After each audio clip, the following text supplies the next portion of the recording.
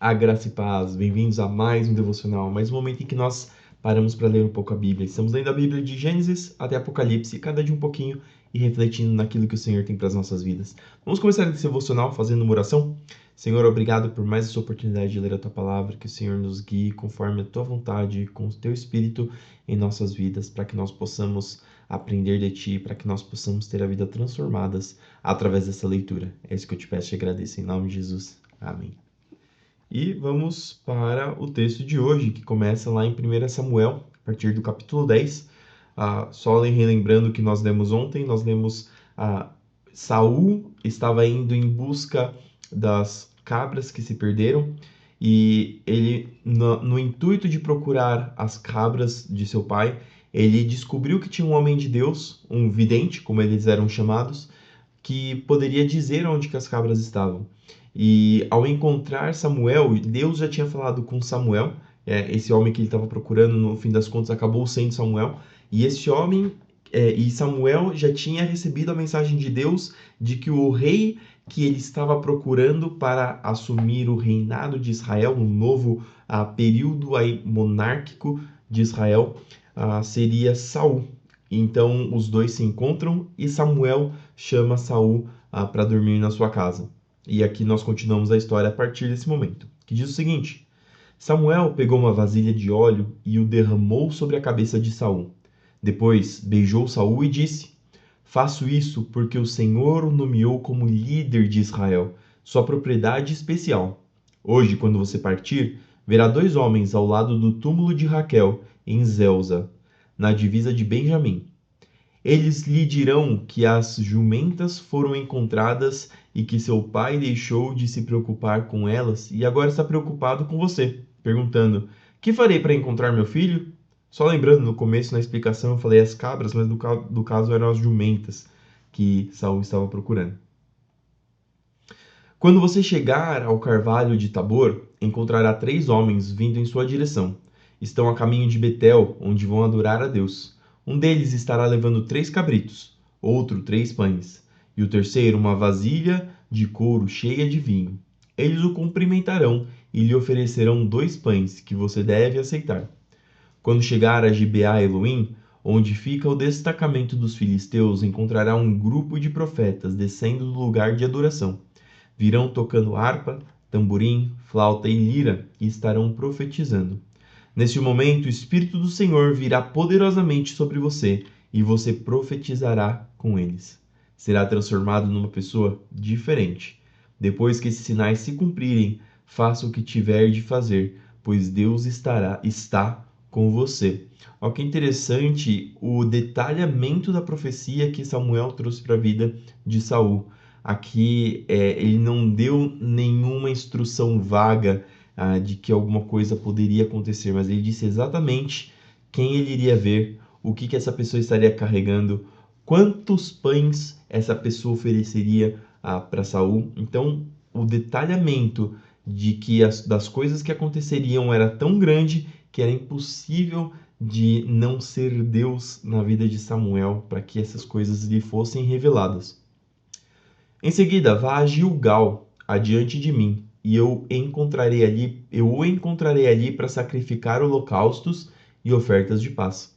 Espere lá durante 7 dias, até eu chegar e lhe dar mais instruções. Assim que Saul se virou para partir, Deus lhe deu um novo coração, e todos os sinais anunciados por Samuel se cumpriram naquele dia. Então Saul não teve simplesmente uma unção, ele também teve o coração transformado por Deus para que ele pudesse ser preparado para ser o rei de Israel. Ao chegarem em Gibeá, Saul e o servo viram um grupo de profetas vindo em sua direção. Então o Espírito de Deus veio poderosamente sobre Saul e ele começou a profetizar com eles. Quando aqueles que o conheciam souberam disso, perguntaram uns aos outros: O que aconteceu com o filho de Quis? Acaso Saul também é profeta? Um dos que estavam ali perguntou: Qualquer um pode se tornar profeta, seja quem for seu pai? Essa é a origem do ditado: Acaso Saul também é profeta? Depois que Saul terminou de profetizar, subiu ao lugar de adoração. O tio de Saul perguntou a ele e ao servo: Onde vocês estavam? Saul respondeu: Saímos para procurar as jumentas, mas não conseguimos encontrá-las. Então fomos a Samuel para lhe perguntar onde elas estavam. E o que foi que Samuel lhe disse? Perguntou o tio. Disse que as jumentas já haviam sido encontradas, respondeu Samuel. Contudo, não contou ao tio o que Samuel tinha dito sobre o reino. Algum tempo depois, Samuel convocou todo o povo para se reunir diante do Senhor em Mispá. Disse ele aos israelitas: Assim diz o Senhor, o Deus de Israel: Eu os tirei do Egito e os livrei dos egípcios e de todas as nações que os oprimiam. Mas, apesar de eu ter resgatado vocês de suas angústias e aflições, hoje vocês rejeitaram seu Deus e disseram: Queremos um rei. Ou seja, nesse contexto, o povo querer o rei significava que eles estavam rejeitando o governo de Deus. Logo rejeitaram a Deus. Por isso que Samuel tinha ficado bravo pelo povo pedir um rei. Agora, portanto, apressem-se diante do Senhor de acordo com suas tribos e seus clãs. Apresentem-se diante do Senhor de acordo com suas tribos e seus clãs. Então Samuel reuniu todas as tribos de Israel e a tribo de Benjamim foi escolhida por sorteio. Em seguida, Samuel reuniu cada família da tribo de Benjamim e a família de Matri foi sorteada. Por fim, Saul, filho de Quis, foi escolhido dentre eles. Quando o procuraram, porém, não o encontraram. Por isso perguntaram ao Senhor: Ele já chegou? O Senhor respondeu: Está escondido no meio da bagagem. Eles correram até lá e o trouxeram. Era tão alto que os outros chegavam apenas a seus ombros. Samuel disse ao povo: Este é o homem que o Senhor escolheu para ser seu rei. Não há ninguém semelhante a ele em todo Israel. E todo o povo gritou: Viva o rei! Então Samuel explicou ao povo os direitos e deveres do rei. Escreveu-os num rolo e o colocou diante do Senhor. Depois mandou todo o povo para casa. Saul também voltou para casa, em Gibeá, acompanhado por um grupo de homens cujo coração Deus tinha tocado. Havia, no entanto, alguns desocupados que debochavam: Esse sujeito nunca nos salvará. Desprezaram Saul e se recusaram a lhe trazer presentes. Mas Saul não lhes deu atenção. Capítulo 11. Cerca de um mês depois, Naás, rei de Amon, avançou com seu exército contra a cidade de Jabes-Gileade. Mas os habitantes de Jabes clamaram: Faça um tratado conosco e o serviremos. Então Naás disse: Está bem, mas só com uma condição: arrancarei o olho direito de cada um de vocês como humilhação para todo Israel. As autoridades de Jabes pediram: Dê-nos 7 dias para que enviemos mensageiros a todo Israel. Se ninguém vier nos salvar, nós nos entregaremos ao rei. Os mensageiros chegaram a Gibeá, cidade onde Saul morava, e relataram ao povo a difícil situação em Jabes de Gileade. Todos choraram em alta voz. Quando Saul voltou à cidade, trazendo seus bois do campo, perguntou: O que está acontecendo? Por que todos estão chorando? Então contaram-lhe sobre a mensagem de Jabes. O Espírito de Deus veio poderosamente sobre Saul, e ele se enfureceu. Pegou 2 bois, cortou-os em pedaços e enviou mensageiros para levá-los a todo o Israel com o seguinte aviso: Isso é o que acontecerá aos bois de quem se recusar a seguir Saul e Samuel na batalha. E o terror do Senhor caiu sobre o povo, de modo que todos saíram para guerrear como um só homem. Quando Saul os reuniu em Bezeque, viu que haviam 300.000 homens de Israel e 30.000 homens de Judá. Então Saul enviou os mensageiros de volta a Jabes de Gileade com o seguinte aviso: Salvaremos vocês amanhã, antes do meio-dia. Quando os habitantes de Jabes receberam a mensagem, houve grande alegria em toda a cidade. Então os homens de Jabes disseram a seus inimigos: Amanhã nos entregaremos a vocês, e poderão fazer conosco o que desejarem. No dia seguinte, porém, antes do amanhecer, Saul chegou com seu exército dividido em 3 destacamentos. Atacou os amonitas de surpresa e, na hora mais quente do dia, já os tinha derrotado completamente. O restante do exército amonita se dispersou de tal modo que não ficaram 2 soldados juntos. Então o povo disse a Samuel: Onde estão aqueles que perguntaram: Por que Saul deveria nos governar? Tragam esses homens aqui e os mataremos. Saul, porém, respondeu: Ninguém será morto hoje, pois nesse dia o Senhor livrou Israel. Então Samuel disse ao povo: Venham, vamos todos a Gilgal renovar o compromisso do reino. Então todos foram a Gilgal, e numa cerimônia solene diante do Senhor, proclamaram Saul como rei. Depois trouxeram ao Senhor ofertas de paz, e Saul e todos os israelitas muito se alegraram. E aqui conta, a gente acabou de ler a história de como Saul ascendeu ao trono de Israel. Foi uma ascensão guiada não somente por homens, mas guiada por Deus. Nós vimos que Saul, ele tinha se escondido nas bagagens quando ele tinha sido sorteado, ou seja, seu coração estava temeroso de assumir essa posição. E às vezes o Senhor nos chama para algumas tarefas, para algumas missões, e às vezes o nosso coração fica preocupado. Será que nós daremos conta? Será que nós conseguiremos cumprir as tarefas que nos foram passadas? E aqui mostra que quando os planos do Senhor são para as nossas vidas, o Senhor move céus e terra para que as coisas aconteçam da forma que ele planejou. Agora vamos ler João 6, do 43 até o 71, que diz o seguinte: Jesus, porém, respondeu: Parem de me criticar, pois ninguém pode vir a mim se o Pai que me enviou não o trouxer a mim. E no último dia eu o ressuscitarei. Como dizem as Escrituras, todos eles serão ensinados por Deus. Todo aquele que ouve o Pai e aprende dele, vem a mim. Não que alguém tenha visto o Pai, somente eu, que fui enviado por Deus, o vi. Eu lhes digo a verdade: quem crê tem a vida eterna. Sim, eu sou o pão da vida. Seus antepassados comeram maná no deserto, mas morreram. Quem comer o pão do céu, no entanto, jamais morrerá. Eu sou o pão vivo que desceu do céu. Quem comer desse pão viverá para sempre. E este pão que eu oferecerei para que o mundo viva é a minha carne. Então os judeus começaram a discutir entre si a respeito do que ele queria dizer. Como pode esse homem nos dar sua carne para comer? Perguntavam. Então Jesus disse novamente: Eu lhes digo a verdade. Se vocês não comerem a carne do Filho do Homem e não beberem o seu sangue, não terão a vida em si mesmos. Mas quem come minha carne e bebe meu sangue terá a vida eterna, e eu os ressuscitarei no último dia. Pois minha carne é a verdadeira comida e meu sangue é a verdadeira bebida. Quem come minha carne e bebe meu sangue permanece em mim e eu nele. Eu vivo por causa do Pai, que vive e me enviou. Da mesma forma, quem se alimenta de mim viverá por minha causa. Eu sou o verdadeiro pão que desceu do céu. Seus antepassados comeram maná e morreram. Quem comer este pão não morrerá, mas viverá para sempre. Ele disse essas coisas quando ensinava na sinagoga de Cafarnaum. Muitos de seus discípulos disseram: Sua mensagem é dura. Quem é capaz de aceitá-la? Jesus, sabendo que seus discípulos reclamavam, disse: Isso os ofende?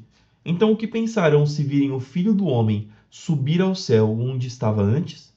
Somente o Espírito da vida, a natureza humana não realiza coisa alguma, e as palavras que eu lhes disse são espírito e vida.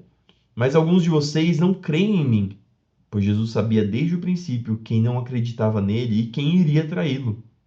E acrescentou: Por isso eu disse que ninguém pode vir a mim, a menos que o Pai o dê a mim.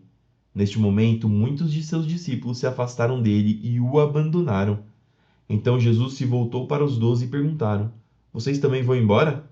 Simão Pedro respondeu: Senhor, para quem iremos? O Senhor tem as palavras da vida eterna. Nós cremos e sabemos que o Senhor é o Santo de Deus. Então Jesus disse: Eu escolhi vocês 12, mas um de vocês é um diabo. Ele se referia a Judas, filho de Simão Iscariotes, um dos 12, que mais tarde o trairia. Salmos 107, do 1 até o 43.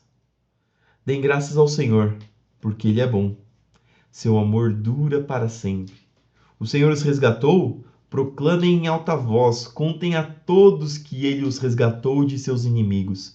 Pois Ele reuniu os que estavam exilados em muitas terras, do leste e do oeste, do norte e do sul. Eles vagavam pelo deserto, perdidos e sem lar, famintos e sedentos, chegaram à beira da morte. Em sua aflição, clamaram ao Senhor e ele os livrou de seus sofrimentos. Conduziu-os por um caminho seguro a uma cidade onde pudessem morar. Que louvem ao Senhor por seu grande amor e pelas maravilhas que fez pela humanidade, pois ele sacia o sedento e enche de coisas boas o faminto. Estavam sentados na escuridão e em trevas profundas, presos com as algemas de ferro do sofrimento. Rebelaram-se contra as palavras de Deus e desprezaram o conselho do Altíssimo. Por isso, ele os sujeitou a trabalhos pesados. Caíram e não houve quem os ajudasse. Em sua aflição, clamaram ao Senhor e ele os livrou de seus sofrimentos. Tirou-os da escuridão e das trevas profundas e quebrou suas algemas. Que louvem o Senhor por seu grande amor e pelas maravilhas que fez pela humanidade, pois ele quebrou as portas de bronze da prisão e partiu as trancas de ferro. Foram tolos, rebelaram-se e sofreram por causa de seus pecados. Não conseguiam nem pensar em comer e estavam às portas da morte. Em sua aflição clamaram ao Senhor e ele os livrou de seus sofrimentos. Enviou sua palavra e os curou e os resgatou da morte. Que louvem o Senhor por seu grande amor e pelas maravilhas que fez pela humanidade. Que ofereçam sacrifícios e ações de graça e anunciem suas obras com canções alegres. Viajaram pelo mundo em navios, percorreram as rotas comerciais dos mares. Também eles viram as obras do Senhor e suas maravilhas nas águas mais profundas. Por sua ordem, os ventos se levantaram e agitaram as ondas. Seus navios eram lançados aos céus, depois desciam às profundezas, foram tomados de pavor. Cambaleavam e tropeçavam como bêbados e não sabiam mais o que fazer. Em sua aflição, clamaram ao Senhor e ele os livrou de seus sofrimentos. Acalmou a tempestade e aquietou as ondas. A calmaria os alegrou e ele os levou ao porto em segurança. Que louvem o Senhor por sua bondade e pelas maravilhas que fez pela humanidade. Que o exaltem em público diante da comunidade dos líderes do povo. Ele os transforma em rios em deserto. Ele transforma rios em desertos e fontes de água em terra seca. Torna a terra fértil em solo inútil, por causa da perversidade de seus habitantes. Também transforma os desertos em açudes e a terra seca em fontes de água. Leva os famintos para ali se estabelecerem e construírem suas cidades. Eles semeiam campos, plantam videiras e têm grandes colheitas. Sim, ele os abençoa. Ali criam famílias numerosas e seus rebanhos não param de crescer. Mas quando diminuem em número e empobrecem por causa da opressão, da miséria e da tristeza, o Senhor lança desprezo sobre seus príncipes e os faz vagar num deserto sem caminhos. Contudo, livra dos sofrimentos os pobres e aumenta suas famílias como rebanhos de ovelhas. Os justos verão essas coisas e se alegrarão, enquanto os perversos serão calados. Quem é sábio levará tudo isso a sério, perceberá como tem sido leal o amor do Senhor. E por fim, Provérbios 15, do 1 até o 3. A resposta gentil desvia o furor, mas a palavra ríspida desperta a ira. Olha que sabe esse ditado. Se a gente responde de maneira gentil a alguém que está com raiva, essa raiva é desviada. Mas se a gente responde com palavras ríspidas, quem está com furor desperta ainda mais a ira, a pessoa vai ficar ainda mais brava. A língua dos sábios torna atraente o conhecimento, mas a boca dos tolos despeja a insensatez. Os olhos do Senhor estão em todo lugar, observam tanto os maus como os bons. E essas foram as palavras do Senhor para hoje. Espero que elas entrem no seu coração, que a façam morada na sua mente e na sua vida. Vamos fazer uma oração para terminar esse momento. Senhor, obrigado por mais essa oportunidade de ler a Tua Palavra. Que o Senhor continue nos abençoando, guiando, dando sabedoria, dando disciplina para continuarmos lendo a Tua Palavra e aprendendo mais de Ti. Abençoa o nosso dia para que seja um dia abençoado, um dia de vitória, seja no nosso trabalho, nos nossos estudos, nos nossos afazeres domésticos. Que o Senhor seja nosso guia, a nossa direção, o nosso norte. Senhor, abençoa aqueles que estão doentes, aqueles que estão enfermos, aqueles que se encontram em hospitais, aqueles que se encontram nas suas camas, abatidos, gripados, para que o Senhor venha entrar com providência, com cura, restauração. Senhor, abençoa aqueles que estão passando por necessidade, para que o Senhor traga o sustento, abra portas. Senhor, traga a solução para aqueles problemas que afligem o coração e a mente do seu povo. Senhor, fica conosco, nos ajudando a sempre lutar contra os nossos pecados, contra a nossa carne, e para que nós possamos cada dia mais nos tornar parecidos contigo. É isso que eu te peço e te agradeço em nome de Jesus. Amém. Fique com Deus, que tudo que você fizer no seu dia prospere. Não se esqueça de que tudo que nós fizermos tem que ser para a glória do Senhor. Fique com Deus e até amanhã para mais um devocional.